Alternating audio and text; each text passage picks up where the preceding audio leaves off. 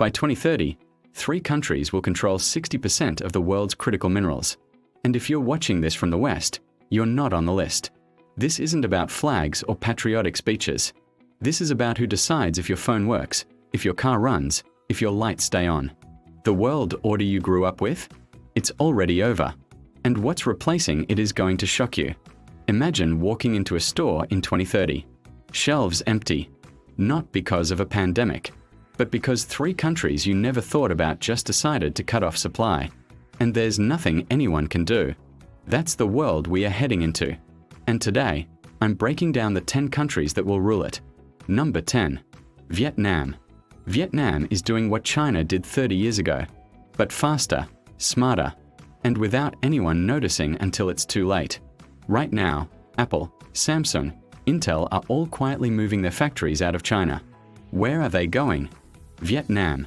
This country is now the 4th largest electronics exporter on the planet. Your iPhone, probably assembled in Vietnam. Your Samsung, Vietnam. That USB cable you bought? Vietnam. But here's the twist. Vietnam isn't just manufacturing. They're building tech hubs, stealing Silicon Valley talent with lower costs and startup visas. They're signing trade deals with everyone: the US, China, the EU, ASEAN. Vietnam's GDP growth has been outpacing China's since 2020. By 2030, economists project them to crack the top 20 economies globally. But here's the real power move. Vietnam is playing both sides. Trade deals with America while keeping diplomatic ties with China. They're geographically positioned to win no matter who dominates the Pacific. Nobody's paying attention.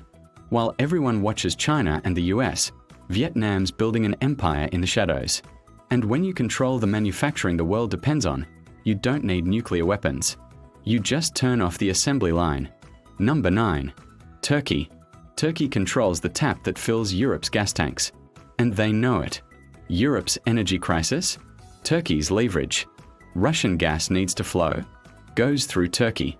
Middle Eastern oil heading to Europe? Turkey controls the straits. But it's not just energy. Turkey has the fastest growing investment portfolio in Africa. They're building airports in Somalia, ports in Sudan, military bases in Niger. And here's where it gets interesting. Turkey manufactures combat drones that outperform American models at 1/10 the price. They've sold them to over 30 countries. Azerbaijan used Turkish drones to win a war. Ukraine's using them right now. Picture this. African nations buying Turkish weapons, not American. Middle Eastern countries calling Erdogan before Biden. Turkey positioned as the middleman between 3 continents. Yeah, Turkey's economy is struggling. Yes, Erdogan's authoritarian moves hurt them. But geopolitically, Turkey's holding cards no one else has. What happens when a country everyone dismissed becomes the middleman the entire world can't function without? You get leverage. Real leverage. Turkey in 2030 isn't just surviving. They're the bridge everyone needs to cross. Number 8. Poland. Poland is quietly becoming Europe's military powerhouse. And Germany is terrified. By 2030, Poland will have the largest standing army in the European Union. Over 300,000 active troops. Massive defense spending while Germany cuts theirs. American military bases expanding. Tank factories running 24/7. While Germany cuts its defense budget and pretends wars don't happen, Poland's preparing for reality. And the US noticed. America's entire Eastern European strategy is pivoting. Poland's the new anchor. Not Germany. Not France. Poland. But it's not just military. Intel just announced a $30 billion chip factory in Poland. Samsung's following. Warsaw is being called the Silicon Valley of Eastern Europe. Poland's also becoming Europe's food producer. Grain exports skyrocketing. Energy hub status growing. In Europe's future military decisions being made in Warsaw, not Brussels. American troops rotating through Polish bases, not German ones. That's 2030. The sound of factories humming 24/7. The sight of military convoys moving east. Poland positioned itself as the most strategically important country in Europe while everyone else was asleep. And here's the kicker. Poland remembers what it's like to be occupied. They're not taking chances. While Western Europe talks about peace, Poland's buying tanks. And in 2030, everyone's going to wish they'd done the same. Number 7. Indonesia. 335 million people, 4 trillion Australian dollar economy by 2030. And they about to move their entire capital city into the jungle. Jakarta, a city of 11 million, is sinking. So Indonesia's building a brand new capital from scratch in the Borneo rainforest. Cost: $35 billion. It's happening right now. But population isn't Indonesia's weapon. Nickel is. Indonesia controls 24% of the world's nickel reserves. Nickel powers every single electric vehicle battery on the market. In 2023, Indonesia just stopped exporting nickel. Banned it. Tesla, Ford, every EV manufacturer scrambled. And Indonesia said, build your factories here, or you get nothing. That's power. Real power. You want an electric car? You're negotiating with Indonesia whether you realize it or not. Indonesia's forcing China and the US to compete for investment. Whoever offers the best deal wins access to the mineral that powers the future. Fourth most populous nation. Fastest growing middle class in Asia. Dominant force in ASEAN. And control over the one resource the green energy revolution can't survive without. But here's the darker side. Indonesia's environmental record is catastrophic. Deforestation, pollution, coral reef destruction. They're powering the green future by destroying their own ecosystem. So Indonesia in 2030 is a paradox. Essential for climate solutions while being an environmental disaster. And nobody's talking about it. Number 6. Saudi Arabia. Forget everything you think you know about Saudi Arabia and oil. By 2030, they won't need it. Neom. A $500 billion futuristic city being built from scratch. AI-powered, carbon-neutral, no cars. A 170-kilometer long linear city designed like science fiction. But NEOM's just the flashy part. The real move? Saudi Arabia is buying the future. They own stakes in Uber, Disney, EA Sports, Nintendo, Activision Blizzard. They own esports leagues. They're hosting Formula 1, WWE, global tech conferences, massive music festivals. Your favorite video game? Saudi funded. That concert you're watching? Saudi backed. They're not pivoting from oil. They're rewriting global culture. The Saudi Sovereign Wealth Fund? Currently $700 billion. Projected to hit $3 trillion by 2030. Saudi Arabia's Vision 2030 isn't a dream. It's happening. Oil money being converted into tech, tourism, entertainment, and geopolitical influence faster than anyone predicted. But here's what makes people uncomfortable. Saudi Arabia's human rights record is abysmal. Journalists murdered. Activists jailed. Women's rights severely restricted. And yet, the world's lining up to do business. What happens when unlimited money meets unlimited ambition and zero concern for Western criticism? You get Saudi Arabia in 2030. A post-oil superpower built on influence, not barrels. And the scariest part? It's working. Nobody's boycotting. Everyone's investing. Number 5. Mexico. Mexico is about to do something no one expected. Replace China as America's factory. In 2023, Mexico became America's #1 trade partner. Bigger than China. Bigger than Canada. And the gap's widening every month. Nearshoring. US companies are pulling out of China and moving production to Mexico. Why? Proximity, cost, and political stability compared to Asia. Tesla's building a gigafactory. BMW, Audi, Ford all expanding Mexican operations. Semiconductor fabs are coming next. Imagine the US-Mexico border not as a political flashpoint, but as the world's most profitable economic corridor. Trucks, trains, factories humming 24/7. That Made in Mexico label in 2030 means cutting-edge tech, not cheap labor. But Mexico's not just taking orders anymore. They're leveraging this power, forcing better trade deals, infrastructure investment, technology transfer. Mexico's negotiating from strength now. And then there's the massive problem everyone's ignoring. Cartels still control huge territory. You've got billion-dollar factories next to war zones. Prosperity next to chaos. Engineers commuting past cartel checkpoints. The Mexican government's trying to balance foreign investment with cartel violence. And somehow, it's working. Barely. Mexico in 2030 is a paradox. Economically essential, politically unstable, and absolutely unavoidable for US supply chains. The question isn't if Mexico will rise. It's whether they can control the chaos long enough to consolidate power. Number 4. UAE. Dubai isn't just a city anymore. It's a country-sized experiment in what happens when you remove taxes, regulations, and borders. Zero income tax. Business setup in 48 hours. Crypto-friendly laws.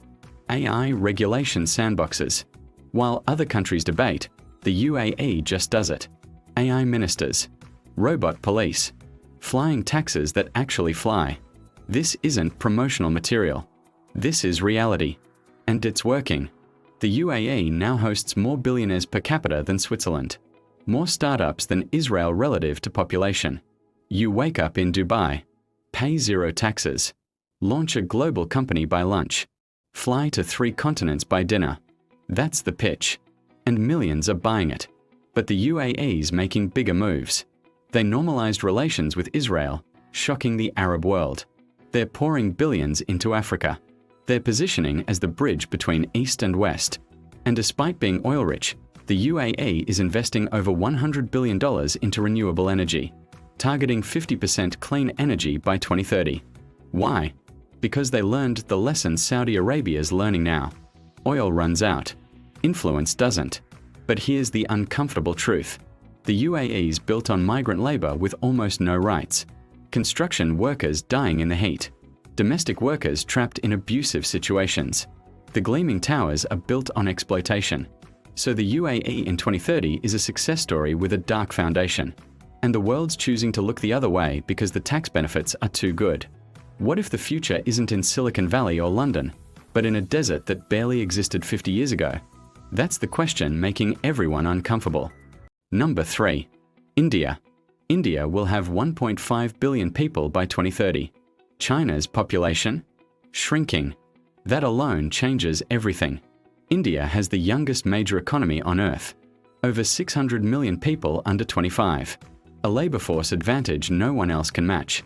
But it's not just population. India's becoming 3 things at once. The world's pharmacy. India produces 60% of global vaccines. During COVID, your shot was probably made in India.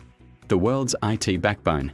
Google, Microsoft, Amazon all run core operations from Bangalore, Hyderabad, Mumbai. And now, the manufacturing alternative to China. Apple's building an entire iPhone supply chain in India. Samsung's expanding. India's the backup plan if China becomes unreliable. Your medicine. Made in India. Your tech support? India. Your next car might be assembled in India. But here's India's massive problem. Infrastructure can't keep up. Imagine building a highway and it's outdated before it's finished. That's India. The demand is there, the people are there, but roads, power grids, water systems can't scale fast enough. Modi's government is pushing a $1.4 trillion infrastructure plan. Airports, highways, ports, smart cities. Building a 21st century country while still running a 20th century one. Despite all the problems, India's projected to be the 3rd largest economy by 2030, overtaking Japan, overtaking Germany. India's also playing geopolitical chess. The Quad alliance with the US, Japan, Australia, countering China without officially saying it. But here's the shadow India can't escape. Extreme poverty still affects hundreds of millions. Religious tensions are escalating. Income inequality is staggering. India's rising, but millions are being left behind. India in 2030 is chaos and potential colliding at full speed. A country that could be a superpower or could fracture under its own weight. And the world's betting it holds together. Number 2. China. Everyone's writing China's obituary. Real estate collapsed. Youth unemployment through the roof. Population declining. Debt spiraling out of control. But what if that's exactly what China wants you to think? While the West celebrates China's downfall, China's playing the long game like they always do. Belt and Road Initiative. 140 countries. Trillions in infrastructure investments. Ports, railways, roads, all leading back to Beijing.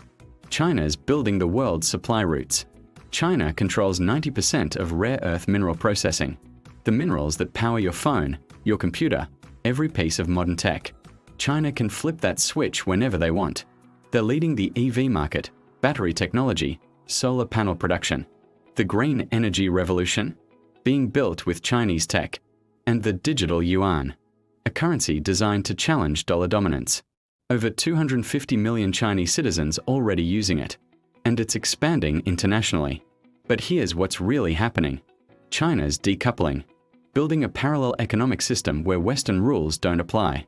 Imagine a world where half the countries trade in yuan, not dollars, where Chinese tech standards become global, where Africa, the Middle East, Latin America all orbit Beijing, not Washington. Despite the problems, China's GDP projected to hit $24 trillion by 2030. Manufacturing still dominates. Tech sector racing ahead in AI, quantum computing, biotech. Here's the stat nobody mentions. China graduates more STEM students every year than the US has total STEM workers. Think about that. The talent pipeline isn't even close. But China's facing existential threats. The demographic collapse is real. By 2050, over 30% of China will be over 60. That's a social security crisis no economy can sustain. The real estate sector imploding destroyed generational wealth. Middle-class Chinese families saw their life savings evaporate. Trust in the government's cracking. And Xi Jinping centralized everything. No more tech billionaires speaking out. No more regional flexibility. Everything flows through Beijing. That's power, but it's also fragility. So China in 2030 is a wounded giant that's still a giant. Declining but still dominant. Losing steam but still driving the train. The question isn't if China will rule.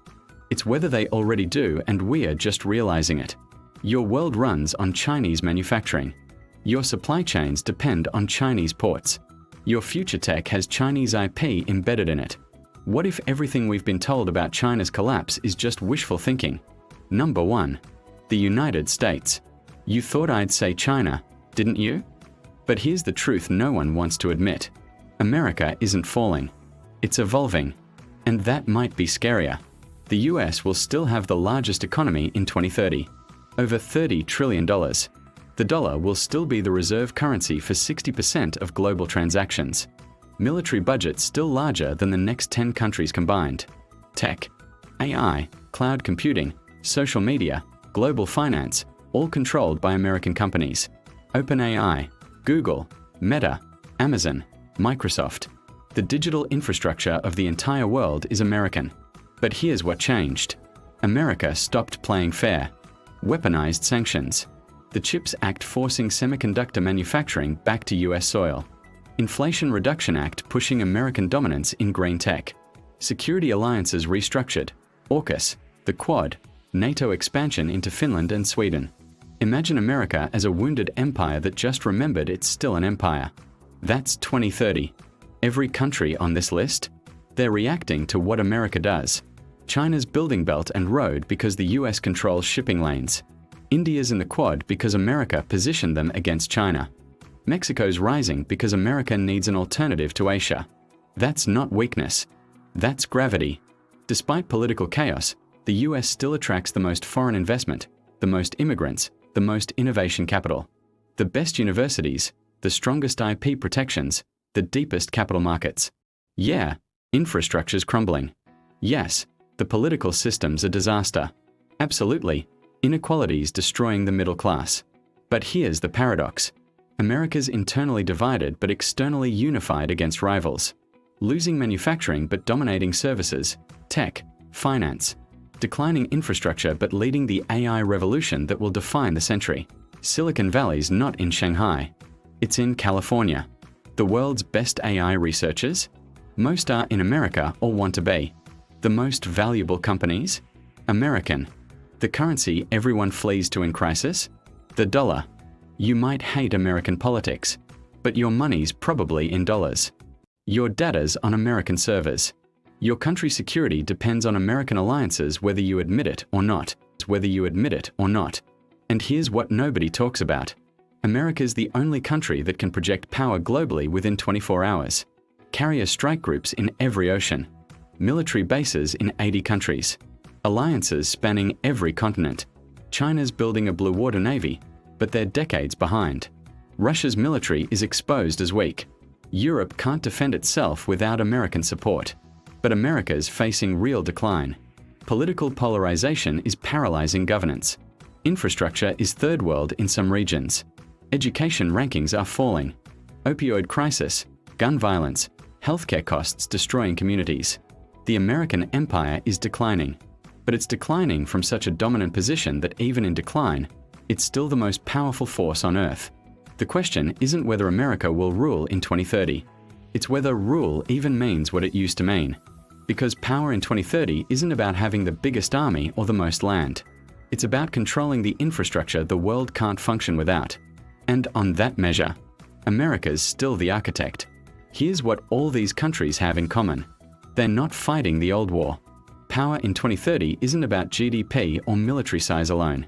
It's about 5 things: resource control, minerals, energy, food.